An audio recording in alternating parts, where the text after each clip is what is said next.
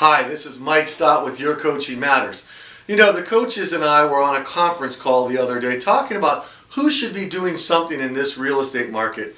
And we came up with 5 types of people that ought to be doing something. Type number 1 are those that should be buying their first house or an investment property, taking advantage of the historic low interest rates and the desperate sellers that are out there. Those bank REOs and foreclosures are terrific deals, and many of us will be kicking ourselves personally for not buying an investment property in this cycle.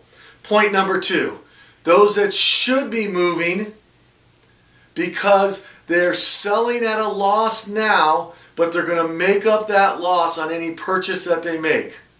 Okay, so they're going to be selling at a small loss now, but buying at a bigger premium discount. So they're selling a $200,000 home that was worth $300,000, but they're buying a $500,000 home that was worth $900,000. They're making up their loss on the purchase side. They lose nothing by making this lateral or trade up move, but they may actually benefit by selling low now. We call those first 2 categories our big winners in this real estate market.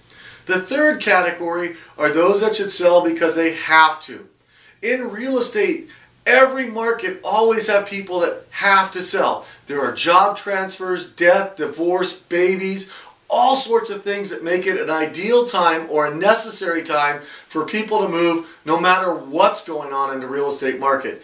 Who do you know that's in a situation, a life-changing situation that needs to sell or buy now?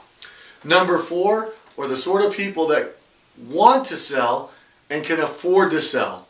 They've owned for a long time, they've built up a lot of equity, or they have the money to cover any shortfall when they sell now. These are people that might be downsizing or moving to a different area, and they just want to sell and they can afford to sell. And the 5th type of people are those that should just hold tight.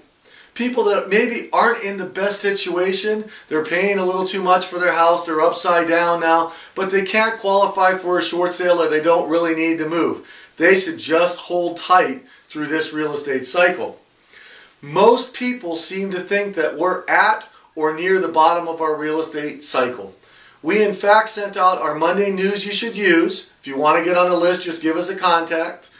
We sent it out this morning and it showed that in many parts of the country, virtually all, we should be hitting bottom by mid to third quarter of 2011. Now, it doesn't mean prices are going to be rising anytime soon, but the bottom should be reached then.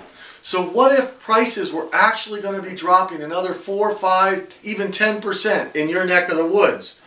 Here's a thought. If that's true, isn't the real question for most of your clients, where do they want to be stuck through the next real estate cycle?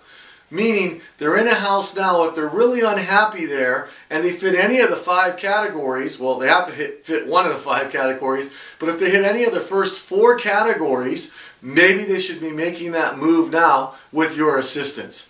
By the way, don't forget to ask everybody you talk to, who do they know that should be buying their first home right now? These interest rates and the market out there makes it the best time ever to buy our first home.